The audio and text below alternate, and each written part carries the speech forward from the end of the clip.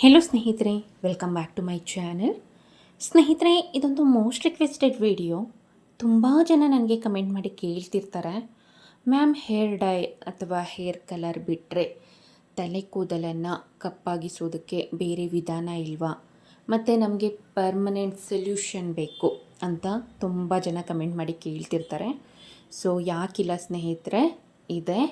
But ಅದಕ್ಕೆ ಸ್ವಲ್ಪ ಕಷ್ಟಪಡಬೇಕಷ್ಟೇ. ಏನಿಲ್ಲ, ಈ ಒಂದು ಹೇರ್ ಆಯಿಲ್ನ ರೆಡಿ ಮಾಡಿ ಮನೆಯಲ್ಲಿ ಇಟ್ಕೊಂಡು ವಾರಕ್ಕೆ ಒಮ್ಮೆ ತಲೆಗೆ ಹಚ್ಚಿದ್ರೆ ಸಾಕಾಗತ್ತೆ. ಸೊ ಬನ್ನಿ, ತಡ ಮಾಡ್ದೇ ಈ ಒಂದು ಹೇರ್ ಆಯಿಲ್ನ ಯಾವ ರೀತಿಯಾಗಿ ರೆಡಿ ಮಾಡಿ ಯಾವ ರೀತಿಯಾಗಿ ಯೂಸ್ ಮಾಡಬೇಕು ಅಂತ ಈ ವಿಡಿಯೋನಲ್ಲಿ ನಾನು ನಿಮಗೆ ತಿಳಿಸ್ಕೊಡ್ತಾ ಬರ್ತೀನಿ. ಈ ಒಂದು ಹೇರ್ ಆಯಿಲ್ನ ರೆಡಿ ಮಾಡೋದಕ್ಕೆ ಮೊದಲನೇದಾಗಿ ನಾನು ಒಂದು ಅರ್ಧ ಮುಷ್ಟಿಯಾಗುವಷ್ಟು ಕರಿಬೇವಿನ ಸೊಪ್ಪು ಫ್ರೆಶ್ ಆಗಿ ಸಿಗಬೇಕು. ಸೊ ಆ ರೀತಿಯಾದಂತಹ ಒಂದು ಕರಿಬೇವನ್ನು ತೆಗೆದುಕೊಳ್ಳಿ. ನಂತರ ನಾನು ಇಲ್ಲಿ ಮೆಹಂದಿ ಎಲೆಗಳನ್ನು ತೆಗೆದುಕೊಂಡಿದ್ದೀನಿ, ಹೆನ್ನಾ ಲೀವ್ಸ್. ನಿಮಗೆ ಇದು ಡ್ರೈ ಹೆನ್ನಾ ಲೀವ್ಸ್ ಅಂತ ಆನ್ಲೈನಲ್ಲಿ ಸಹ ಕೂಡ ಸಿಗುತ್ತೆ. ಸೊ ಬೇಕಿದ್ದಲ್ಲಿ ಪರ್ಚೇಸ್ ಮಾಡ್ಕೊಳ್ಬಹುದು. ಇಲ್ಲ ಅನ್ನೋದಾದರೆ ನೀವು ಹೇರ್ ಆಯಿಲ್ನ ಪ್ರಿಪೇರ್ ಮಾಡುವಾಗ ಹೆನ್ನಾ ಪೌಡರ್ನ ಸಹ ಕೂಡ ಹಾಕ್ಕೊಂಡು ಈ ಒಂದು ಹೋಮ್ ರೆಮಿಡಿನ ರೆಡಿ ಮಾಡ್ಕೊಳ್ಬಹುದು. ಸೊ ನಂತರ 1 ಟೇಬಲ್ ಸ್ಪೂನ್ ಆಗೋಷ್ಟು ಮೆಂತೆಕಾಳು, ಒಂದು 4 ಲವಂಗದಲ್ಲಿ ಮೊಗ್ಗನ್ನೋದು ಕಂಪ್ಲೀಟಾಗಿ ಇರಬೇಕು. ಆ ರೀತಿಯಾಗಿ ನೋಡಿ ತೆಗೆದುಕೊಳ್ಳಿ. ಇವಿಷ್ಟನ್ನು ಒಂದು ಪುಟ್ಟದಾದಂತಹ ಮಿಕ್ಸಿ ಜಾರ್ಗೆ ಹಾಕಿ ಎಷ್ಟಾಗುತ್ತೋ ಅಷ್ಟು ತರಿಯಾಗಿ ರುಬ್ಕೊಳ್ಳಿ. ಯಾಕೆ ಅನ್ನೋದಾದರೆ ಇದನ್ನು ಡೈರೆಕ್ಟಾಗಿ ನೀವು ಆಯಿಲಲ್ಲಿ ಹಾಕಿ ಕಾಯಿಸೋದ್ರಿಂದ ಅದರ ಗುಣಗಳು ನಿಮಗೆ ಅಷ್ಟಾಗಿ ಸಿಗೋದಿಲ್ಲ. ಈ ರೀತಿಯಾಗಿ ತರಿಯಾಗಿ ಪೌಡರ್ ಮಾಡಿಟ್ಕೊಂಡ್ರೆ ಅದರ ಸಂಪೂರ್ಣವಾದ ಗುಣ ಅನ್ನೋದು ಈ ಒಂದು ಹೇರ್ ಆಯಿಲ್ಗೆ ಸಿಗುತ್ತೆ. ಸೊ ಆ ಕಾರಣಕ್ಕಾಗಿ ಅಷ್ಟೇ.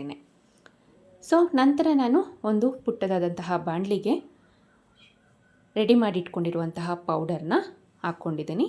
ನಂತರ ಒಂದು 3ರಿಂದ 4 ಟೇಬಲ್ ಸ್ಪೂನ್ ಆಗೋಷ್ಟು ತೆಂಗಿನೆಣ್ಣೆ, ಅದೇ ಪ್ರಮಾಣದಲ್ಲಿ ಹರಳೆಣ್ಣೆ. ಇವಿಷ್ಟು ಇಂಗ್ರೀಡಿಯೆಂಟ್ನ ಹಾಕಲೇಬೇಕು ಸ್ನೇಹಿತರೆ. ಯಾವುದೇ ಕಾರಣಕ್ಕೂ ಸ್ಕಿಪ್ ಮಾಡೋ ಹಾಗೆ ಇಲ್ಲ. ನಿಮಗೆ ಪರ್ಮನೆಂಟ್ ಸೊಲ್ಯೂಷನ್ ಬೇಕು ತಾನೇ, ನಿಮ್ಮ ತಲೆ ಕೂದಲು ಪರ್ಮನೆಂಟ್ ಕಪ್ಪಾಗಿರಬೇಕು ತಾನೇ, ಗ್ರೇ ಹೇರ್ಸ್ ಕಡಿಮೆ ಆಗಬೇಕು ತಾನೇ. ಸೊ ಈ ಒಂದು ಹೇರ್ ಆಯಿಲ್ನ ನೀವು ರೆಡಿ ಮಾಡ್ಕೊಳ್ಳಿ. ನಾನು 100ಗೆ 200% ಗ್ಯಾರಂಟಿ ಕೊಡ್ತೀನಿ, ತುಂಬಾ ಒಳ್ಳೆ ರಿಸಲ್ಟ್ ಕೊಡುತ್ತೆ. ಸೊ ನಂತರ ಸ್ಟವ್ನ ಆನ್ ಮಾಡಿ ಆದಷ್ಟು ಲೋ ಫ್ಲೇಮಲ್ಲೇ ಇಟ್ಕೊಂಡು ಆ ಒಂದು ಬಾಣಲಿಯನ್ನು ನಾವು ಮಿಕ್ಸ್ ಮಾಡಿ ಇಟ್ಕೊಂಡಿರ್ತೀರಲ್ವ, ಸೊ ಆ ಒಂದು ಬಾಣಲಿಯನ್ನು ಹಾಕಿ ಈ ರೀತಿಯಾಗಿ ನೊರೆ ಫಾರ್ಮ್ ಆಗುತ್ತೆ. ಹರಳೆಣ್ಣೆ ಹಾಕಿರ್ತೀವಿ. ಸೊ ಆಗ ನೊರೆ ಫಾರ್ಮ್ ಆದಾಗ ಏನು ಮಾಡಬೇಕು ಅನ್ನೋದಾದರೆ ಕಲೋಂಜಿ ಸೀಡ್ಸ್ನ ಪೌಡರ್ ಮಾಡಿ ಇಟ್ಕೊಂಡಿದ್ದೀನಿ ನಾನು. ಸೊ ಆ ಒಂದು ಪೌಡರ್ನ ಒಂದು 1/2 ಟೇಬಲ್ ಸ್ಪೂನ್ ಆಗೋಷ್ಟು, ಮತ್ತು ಆಮ್ಲ ಪೌಡರ್ ಅಂದರೆ ಬೆಟ್ಟದ ನೆಲ್ಲಿಕಾಯಿಯ ಪುಡಿ. ಸೊ ಇವಿಷ್ಟನ್ನು ಸಹ ಕೂಡ ಹಾಕಿ ಅದನ್ನು ಸಹ ಕೂಡ 1/2 ಟೇಬಲ್ ಸ್ಪೂನ್ ಆಗೋಷ್ಟು ಹಾಕ್ಕೊಂಡಿದ್ದೀನಿ.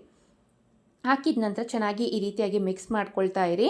ಯಾವುದೇ ಕಾರಣಕ್ಕೂ ಕಪ್ಪಾಗಬಾರ್ದು. ಈ ಒಂದು ನಾವು ಹಾಕಿರುವಂತಹ ಇಂಗ್ರೀಡಿಯೆಂಟ್ಸ್ ಒಂದು ರೀತಿ ಗೋಲ್ಡನ್ ಬ್ರೌನ್ ಬರೋವರೆಗೂ ಅಥವಾ ಕ್ರಿಸ್ಪ್ ಆಗೋವರೆಗೂ ಸಹ ಕೂಡ ನಾವು ಹಾಕಿರುವಂತಹ ಒಂದು ಇಂಗ್ರೀಡಿಯೆಂಟ್ಸು ಅಲ್ಲಿವರೆಗೂ ಕಾಯಿಸಿದ್ರೆ ಸಾಕಾಗುತ್ತೆ. ಏನಿಲ್ಲ ಅಂದ್ರೂ ಒಂದು 3ರಿಂದ 4 ನಿಮಿಷ ಟೈಮ್ ತಗೊಳುತ್ತೆ. ಲೋ ಫ್ಲೇಮಲ್ಲೇ ಇಟ್ಕೊಂಡು ರೆಡಿ ಮಾಡ್ಕೊಳ್ಳಿ. ಮತ್ತು ಈ ರೀತಿಯಾಗಿ ಸ್ಪೂನ್ನಿಂದ ತಿರುಗಿಸ್ಕೊಡ್ತಾ ಇರಿ. ಇಲ್ಲ ಅನ್ನೋದಾದರೆ ನೊರೆ ಬಂದು ಕ್ಲೀನಾಗಿ ನಿಮಗೆ ಆಯಿಲ್ ಎಲ್ಲ ಸಹ ಕೂಡ ಸ್ಪಾಯ್ಲ್ ಆಗುವಂಥ ಚಾನ್ಸಸ್ ಜಾಸ್ತಿ ಇರುತ್ತೆ.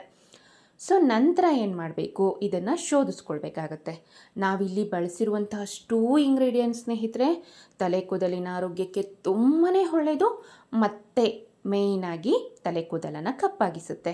ಯಾರ ಬಳಿ ಏನಾದರೂ ಹೆನ್ನಾ ಲೀವ್ಸ್ ಸಿಗಲಿಲ್ಲ ಅನ್ನೋದಾದರೆ ಕಾಯುವಂತಹ ಅಂದರೆ ನೊರೆ ಫಾರ್ಮ್ ಆಗುತ್ತಲ್ವ, ಆಗ ನೀವು ಕಲೋಂಜಿ ಸೀಡ್ಸ್ ಪೌಡರು ಮತ್ತು ಆಮ್ಲ ಪೌಡರ್ ಹಾಕ್ತಿರಲ್ವ, ಆಗಲೇ ಒಂದು 1/2 ಟೇಬಲ್ ಸ್ಪೂನ್ ಆಗೋಷ್ಟು ಹೆನ್ನಾ ಪೌಡರ್ನ ಹಾಕ್ಕೊಳ್ಳಿ. ಸೇಮ್ ರಿಸಲ್ಟ್ ಅನ್ನೋದು ಸಿಗುತ್ತೆ ನಿಮಗೆ. ಸೊ ನಂತರ ನೋಡ್ಬೋದು ಈ ರೀತಿಯಾಗಿ ಕ್ರಿಸ್ಪ್ ಆದ ನಂತರ ನಾವು ಹಾಕಿರುವಂತಹ ಇಂಗ್ರೀಡಿಯೆಂಟ್ಸು ಈ ರೀತಿಯಾಗಿ ಶೋಧಿಸ್ಕೊಳ್ಬೇಕಾಗತ್ತೆ. ಆದಷ್ಟು ಸ್ಟೀಲ್ ಸ್ಟ್ರೈನರ್ನ ಯೂಸ್ ಮಾಡಿ. ಯಾಕೆ ಅನ್ನೋದಾದರೆ ಆಯಿಲಿಂದ ನೀವೇನಾದರೂ ಪ್ಲಾಸ್ಟಿಕ್ ಸ್ಟ್ರೈನರ್ ಏನಾದರೂ ಯೂಸ್ ಮಾಡೋದಕ್ಕೆ ಹೋದರೆ ಸೊ ಏನಾಗುತ್ತೆ ಅನ್ನೋದಾದರೆ ಫುಲ್ಲು ಅದು ಕರಗಿಬಿಡತ್ತೆ ಆ ಪ್ಲಾಸ್ಟಿಕ್ ಅನ್ನೋದು. ಸೊ ಆ ರೀಸನ್ಗಾಗಿ ಅಷ್ಟೇ. ಸೊ ನಂತರ ನೋಡ್ಬೋದು ಇಷ್ಟು ಕ್ರಿಸ್ಪಿ ಆಗಿದೆ. ನಾನು ತೋರಿಸ್ತೀನಿ ನೋಡಿ. ಈಗ ಈ ರೀತಿಯಾಗಿ ಗೋಲ್ಡನ್ ಬ್ರೌನ್ ಬರೋವರೆಗೂ ಇದನ್ನು ಕಾಯಿಸ್ಕೊಂಡ್ರೆ ಸಾಕು. ಈಗ ಈ ಹೇರ್ ಆಯಿಲ್ ಅನ್ನೋದು ನಿಮಗೆ ಸಂಪೂರ್ಣವಾಗಿ ರೆಡಿ ಆಗುತ್ತೆ. ಇದನ್ನು ನೀವು ಜಾಸ್ತಿ ಪ್ರಮಾಣದಲ್ಲಿ ರೆಡಿ ಮಾಡಿ 1 ಮಂತ್ ನೀವು ಕಂಟಿನ್ಯೂಸ್ ಆಗಿ ಯೂಸ್ ಮಾಡಬಹುದು. ಸೊ ಈ ಆಯಿಲ್ ಅನ್ನೋದು ರೆಡಿ ಆಗಿದೆ ಅಲ್ವಾ, ಇದನ್ನು ಯಾವ ರೀತಿಯಪ್ಪ ಯೂಸ್ ಮಾಡೋದು ಅನ್ನೋದಾದರೆ ಇದನ್ನು ಸ್ವಲ್ಪ ಬೆಚ್ಚಗಾಗೋವರೆಗೂ ಕಾಯಬೇಕಾಗತ್ತೆ. ಮತ್ತು ನೀವು ವೀಕ್ಲಿ ಒಂದು ಹಚ್ಚುವಾಗಲೆಲ್ಲ ಸಹ ಕೂಡ ಸ್ವಲ್ಪ ಇದನ್ನು ಬೆಚ್ಚಗೆ ಮಾಡ್ಕೊಳ್ಬೇಕಾಗತ್ತೆ. ತಲೆಯ ಬುಡಕ್ಕೆ, ತಲೆ ಕೂದಲಿಗೆ ಆದಷ್ಟು ಇನ್ನೊಬ್ಬರ ಸಹಾಯವನ್ನು ಪಡೆದುಕೊಂಡು ತಲೆಯ ಬುಡಕ್ಕೆ, ತಲೆ ಕೂದಲಿಗೆಲ್ಲ ಸಹ ಕೂಡ ಹಚ್ಕೊಳ್ಳಿ. ಹಚ್ಚಿದಾದ ನಂತರ ಮಿನಿಮಮ್ ಅಂದರೆ ಒಂದು 3-4 ಗಂಟೆಗಳ ಕಾಲ ಹಾಗೆ ಬಿಡಬೇಕಾಗತ್ತೆ. ನಂತರ ನೀವು ಒಂದು ಮೈಲ್ಡಾಗಿರುವಂಥ ಶ್ಯಾಂಪನ್ನು ಯೂಸ್ ಮಾಡಿ ಹೇರ್ ವಾಶ್ ಮಾಡಿದ್ರೆ ಆಯಿತು.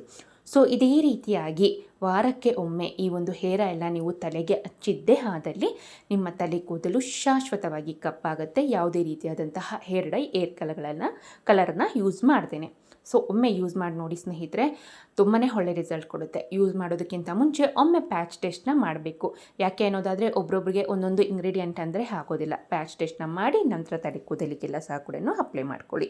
ಸೊ ಇದಿಷ್ಟು ಈ ಮಾಹಿತಿ ಆಗಿತ್ತು. ಇನ್ನೂ ಏನಾದರೂ ಡೌಟ್ಸ್ ಇತ್ತು ಅನ್ನೋದಾದರೆ ದಯವಿಟ್ಟು ನನಗೆ ಕಮೆಂಟ್ ಸೆಕ್ಷನಲ್ಲಿ ತಿಳಿಸಿ. ವಿಡಿಯೋ ನೋಡಿದ್ದಕ್ಕಾಗಿ ಧನ್ಯವಾದಗಳು.